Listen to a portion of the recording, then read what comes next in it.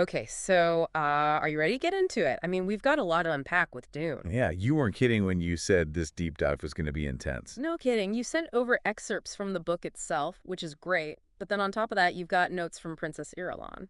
Oh yeah, had to include those. They add another layer to the whole thing.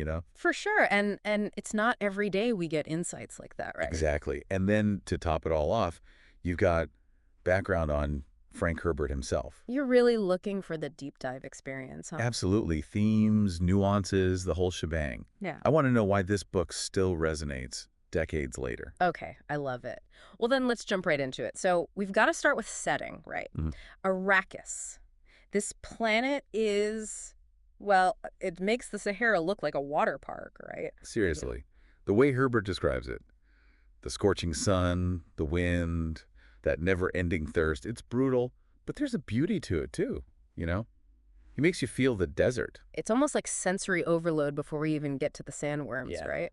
Oh yeah, don't get me started on those things. And then there's a spice melange. Talk about high stakes. This stuff controls empires. Right. Forget oil, control the spice, control the universe. And he links it to everything. Economics, politics, religion. Makes you think twice about complaining about the price of coffee, huh? Right. Speaking of, let's talk about those coffee drinkers back on Caladan, the Atreides family. Duke Leto, Lady Jessica, young Paul. What a trio, huh? Talk about family drama. But seriously, each of them is caught in this web of destiny and free will. And talk about a toxic workplace, right? The Harkonnens are like the worst family ever. Seriously, they embody greed and ruthlessness. They want Arrakis back, and they'll do anything to get it. But it's not just them, right? Exactly. The Emperor's got his hands dirty, too. Herbert's showing us that nobody's innocent in this Game of Thrones. Right, everyone's playing the game. And then, in the middle of all of this, we've got the Fremen, the native people of Arrakis. They're not just background noise, are they? No way. They're essential. Herbert shows how connected they are to Arrakis, how they've learned to not just survive, but to thrive in such a harsh environment. Remember that scene with the Duke and the water flagon? Oh, talk about awkward. It shows the difference between the Atreides and the Fremen, right? The Atreides come from a world of water. The Fremen, they cherish every drop. Exactly. It's all about perspective. And the Fremen, they're a testament to adaptation. They make you think they're going to play a much bigger role later on, too. And speaking of tests, we can't forget young Paul's run-in with the Reverend Mother, the Gum Jabbar test. Intense. Talk about a tough day. But it's important. It reveals Paul's potential for good and for bad. Yeah, he's got a lot on his plate. And then there's all the training he's getting from Gurney Halleck and Duncan, Idaho. Right. They're preparing him for a world where every choice matters. And we can't forget about Lyot Kynes, the ecologist. He's a bit of a wild card, don't you think? A total wild card. But so important. Kynes, he gets what Arrakis really is. He understands that it's not just about resources, it's about balance. Remember that line, I am steward of this land. And those warnings about the Freeman, it's like he sees what's coming. Totally. He's like this bridge between worlds, the Atreides and the Fremen. Which makes what happens with the Baron even more shocking. Right. Right. You know that quote from Princess Irulan about danger? A dangerous man is one who lives so long with danger that danger becomes a part of him. And the Duke, he totally underestimated the Baron, didn't he? Yeah, and that mistake. Well, let's just say things are about to get a whole lot more interesting. So last time we left off with the Atreides walking right into a trap. And the Baron, well, he's not really known for playing by the rules, is he? Nope. The Baron's idea of a party is a little more explosive. And this betrayal is brutal, right? It's not just politics, it's personal. Remember that line about Dr. Yu? He was gentle, and men did not expect gentleness, so they were always off their guard. Tragic, isn't it? Yeah, caught between loyalty and love. A pawn in the Baron's cruel game. Makes you wonder who you can really trust in this universe, right? For real. And poor Paul and Jessica, they go from privilege to fighting for their lives in the blink of an eye. Talk about a change of plans. The deep desert is not exactly a welcoming place. And that's where they bump into our friend Lyot Kynes again. He's not exactly thrilled to see them. He's seen it all before, right? Yep. Generations of outsiders coming to Arrakis and exploiting it. Exactly. And he's not just going to trust anyone, even an Atreides. But there's something about that scene, that look he gives Paul. It's like he sees something different in him. Totally. He's like the key to understanding the Fremen. And speaking of the Fremen, talk about a resilient bunch. Their culture, their way of life, it's incredible. Right. They don't just survive in the desert. They've mastered it. Herbert Really went all out with their world building. The way they respect water, those still soups, their whole relationship with the sandworms.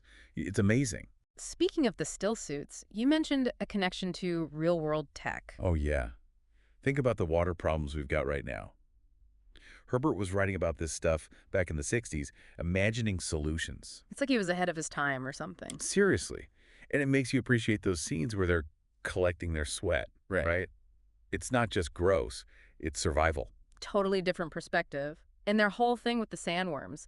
Most people would run screaming, but the Fremen, they've learned to live with them. The sandworms are pure Herbert, you Awesome. know. They're terrifying, but they're also a vital part of the ecosystem. They represent the power of Arrakis, and the Fremen get that, It's like they respect the danger, but they don't let it control them. which is probably why they connect with Paul. Yeah. You know, he's not afraid of the desert. He's drawn to it. But becoming one of them, that's another story. You mentioned these Fremen initiation rituals, Intense is an understatement. It's about pushing your limits, proving yourself. like that fight with Jameis. Brutal, Hmm. but it shows you what the Fremen are about. Honor, strength, respect. And even after Paul kills Jameis, he weeps for him. That says a lot about him, don't you think? Definitely. He's not a cold-hearted killer. He gets the weight of what he's done. He's got empathy, which is something you don't see a lot of in this universe. And the Fremen, they see that in him. That and the whole prophecy thing. The Bene Gesserit, they've been playing the long game, haven't they?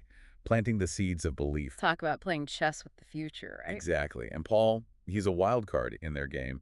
The Fremen, they see him as the Lisan al-Gaib, the one who will lead them to freedom.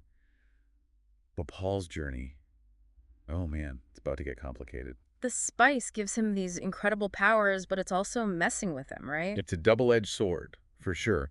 Prescience, the ability to see the future.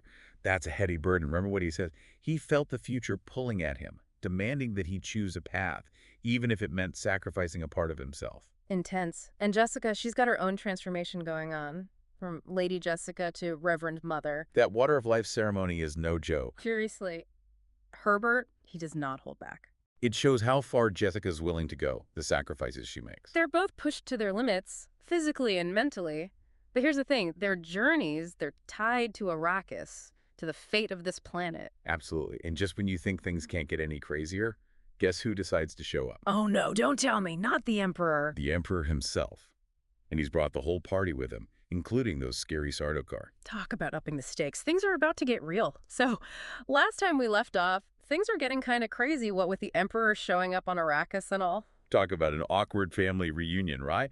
With the Harkonnens still lurking around, the tension is so thick you could cut it with a crisp knife. And in the midst of all this chaos, we've got Paul, who's gone from teenage exile to, well, the Fremen's chosen one.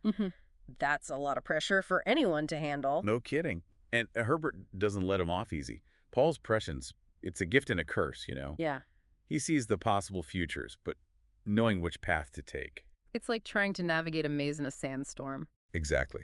Every decision could lead to victory or utter disaster, and he's got the weight of the galaxy on his shoulders. You really feel for the guy, even when he's making those tough calls, even when he's being ruthless. Because deep down, he's still that same Paul, the Atreides heir, who values justice and compassion. But power changes you, doesn't it? The scene with him and Gurney, it's heartbreaking. Talk about a loyalty test. Gurney can barely recognize him, the darkness in Paul, the things he's had to do. It's a heavy price to pay, even for the fate of the galaxy. And then there's Aaliyah, right? Talk about a wild card. She's like a walking embodiment of the Bene Gesserit's wildest dreams and worst nightmares all rolled into one. She doesn't just bend the rules, she breaks them. And facing down the Emperor and the Reverend Mother, that takes guts. She is something else. But let's get back to the Harkonnens. That final showdown, it's a battle for the ages, right? The Fremen, they know every inch of that desert. They're fighting for their home, their way of life. The Harkonnens, with all their fancy tech and brute force, they underestimate the Fremen at their own peril. And the duel. Paul versus Feyd-Rautha. Talk about a clash of styles. It's almost poetic, isn't it?